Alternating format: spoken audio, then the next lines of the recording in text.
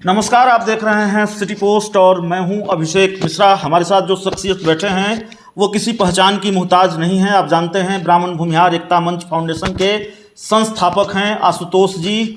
लगातार दहाड़ते रहते हैं अपने सियासी विरोधियों पर, अपने राजनीतिक विरोधियों पर, और काफ़ी सक्रिय हैं पॉलिटिक्स में भी, समाज सेवा में भी और अपने संगठन के जरिए भी। तो आज से पहले जब भी बातचीत हुई है आशुतोष जी से तो राजनीतिक मसलों पर बातचीत हुई है, राजनीतिक सवालों पर बातचीत हुई है, लेकिन आज मामला दूसरा है। बड़ा आयोजन होने जा रहा है पटना में और परशुराम जयंती के अवसर पर शोभा यात्रा निकाले जाने वाली है। भूमिहार ब्राह्मण एकता मंच का जो फाउंडेशन है उसके तत्वाधान में परशुराम जयंती के अवसर पर शोभा यात्रा निकाली जाएगी और जाहिर तौर पर ढोल नगाड़े जब पूरी भव्यता के साथ इस आयोजन को किया जाना है तो ढोल नगाड़े, हाथी घोड़ा ऊंट सब नजर आएंगे। बिहार के पूर्व डीजीपी गुप्तेश्वर पांडे भी इस कार्यक्रम में शामिल होंगे और कई दूसरे बड़े चेहरे भी इस शोभा यात्रा में शामिल होंगे, इस पूरे कार्यक्रम में शामिल होंगे। अंदाज़ा लगाया जा सकता है इस कार्यक्रम की भव्यता का कि दानापुर सगुना मोड़ से इनकम टैक्स तक ये शोभा यात्रा होगी, बाद में एक भारी सभा में तब्दील होगी। इस कार्यक्रम में अनंतानंद सरस्वती जो वाराणसी राजमठ के मठाधीश हैं वो भी शामिल होंगे। तो हमने तो बहुत बात कर ली, जितनी जानकारी हमने जुटाई इस कार्यक्रम के बारे में वो हमने आपके सामने रख दिया। अब सीधे आशुतोष जी से जुड़ेंगे। अब आशुतोष जी, हमारे दर्शकों को बताइए, जो मैं समझ पा रहा हूँ बड़ा भव्य आयोजन है, एक तो इस आयोजन की वजह और दूसरी इस आयोजन के बारे में और बहुत सारी बातें जो हम अपने दर्शकों को अभी तक नहीं बता पाए हैं। जी हाँ, सबसे पहले तो आपके तमाम दर्शकों को मेरा प्रणाम है।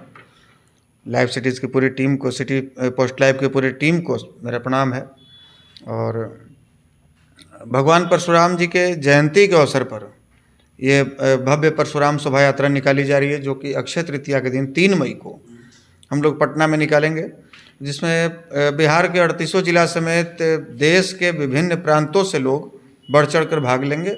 हम कह सकते हैं कि जो 7 नवंबर 2019 को पटना के गांधी मैदान में जो एक बड़े स्तर पर रैली का जो देखने को मिला था, उसी प्रकार से लाखों की संख्या में इस बार भी परशुराम जी के वंशज, उनके अनुयायी, उनके भक्तगण अधिक से अधिक संख्या में, लाखों की संख्या में इस बार पधारेंगे। और जैसा कि आपने दर्शकों को बताया है कि हाथी घोड़ा ऊंट, ढोल नगाड़े, झांकी के साथ में हम लोग सगुना मोड़ से इनकम टैक्स चौराहा तक शोभा यात्रा निकालेंगे। उसके बाद फिर वो सभा में बदल जाएगी।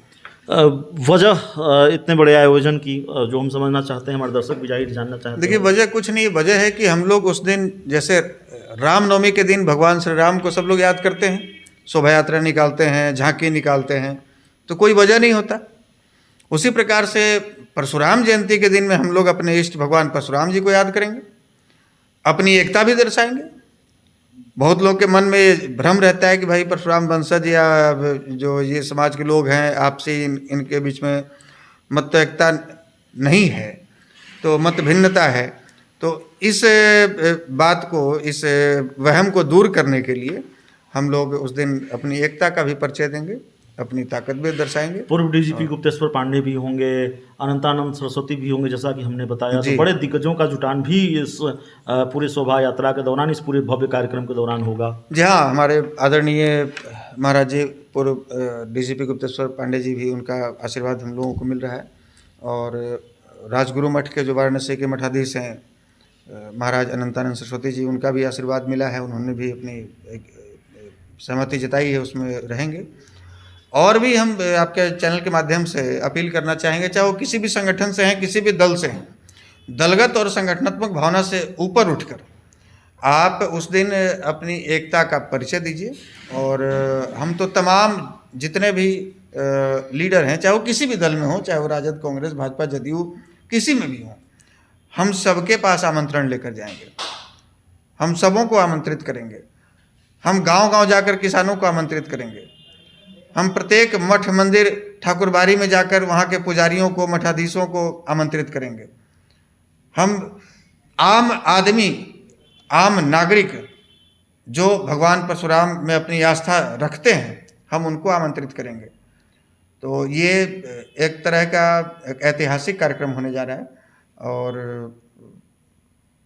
मुझे उम्मीद है कि इसमें पूरे प्रदेश भर से, पूरे देश भर से लोग बढ़ चढ़ कर भाग। एक आखिरी सवाल है हमारा, आपने कहा कि कुछ लोगों को जो गलतफहमी है वो भी दूर करनी है और हम अपनी एकता भी दिखाएंगे, तो जाहिर है इस कार्यक्रम के राजनीतिक निहितार्थ भी हैं। जी देखिए, राजनीतिक निहितार्थ नहीं, हम इस कार्यक्रम के तहत अपनी ताकत दिखाकर, अपनी संख्या बल दिखाकर सरकार के समक्ष कुछ मांग रखेंगे। 2 ही मांग रखेंगे।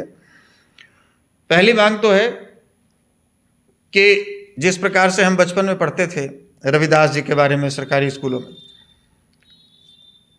मन चंगा तो कठौती में गंगा, या इस तरह का और भी अंबेडकर जी के बारे में पढ़ते हैं, रविदास जी के बारे में पढ़ते हैं, गुरु नानक जी के बारे में पढ़ते हैं, गुरु गोविंद सिंह जी के बारे में पढ़ते हैं। तो स्कूली पाठ्यक्रमों में हमारे इष्ट देव भगवान परशुराम जी के बारे में पढ़ाई नहीं होती है, तो बच्चों को ये जानकारी नहीं है। हालांकि इनके जीवनी पर यदि प्रकाश डाला जाए, उनके बारे में जानकारी ली जाए, तो कई प्रेरणा हमें मिल सकती है अन्याय के विरुद्ध में आवाज़ उठाने का। उसके बाद शस्त्र और शास्त्र का ज्ञान होना क्यों जरूरी है। तो ये सब चीज़ें जो हमें भगवान परशुराम से सीखने को मिलती हैं, हम चाहते हैं कि ये तमाम वर्ग के और तमाम धर्म के लोगों को ये जाननी चाहिए, और हम चाहते हैं कि इसको सरकारी स्कूलों के पाठ्यक्रमों में शामिल किया जाए। ये सरकार से मांग करेंगे। और दूसरी मांग कि जिस प्रकार से अन्य जैसे रामनवमी, कृष्ण जन्माष्टमी, अम्बेडकर जयंती, रविदास जयंती, गुरु नानक जयंती, इन जयंतियों पर राजकीय छुट्टी की घोषणा सरकारें करती हैं, उसी प्रकार से हम 14% परशुराम वंशजों का मान रखते हुए, इनकी भावनाओं का कद्र करते हुए आप भगवान श्री परशुराम जी के जयंती के अवसर पर राजकीय छुट्टी की घोषणा करें। तो चलिए, सरकार से मांग भी होगी इस बड़े आयोजन के दिन, और बड़े आयोजन के जरिए ताकत दिखाया जाएगा सरकार को, और ये डिमांड भी होगी कि जो परशुराम जयंती के अवसर पर छुट्टी भी सरकार दे, छुट्टी की घोषणा भी सरकार करे। लेकिन सबसे बड़ी बात है कि भगवान परशुराम में आस्था है, और उसको लेकर इतना बड़ा आयोजन, मेरा ख्याल है शायद पहली बार इस तरह का आयोजन, हाँ, प्रदेश स्तर पे ये पहली बार इस तरह का आयोजन हम लोग प्रत्येक वर्ष इस तरह का आयोजन बनाएंगे। तो प्रत्येक वर्ष भी इस तरह का आयोजन होगा, तो तस्वीर क्या होगी, नज़ारा क्या होगा, वो देखना बड़ा दिलचस्प होगा। उस आयोजन को लेकर हमारी बातचीत आशुतोष जी से हुई, तो उम्मीद है ये इंटरव्यू आपको पसंद आया होगा। बहुत बहुत धन्यवाद।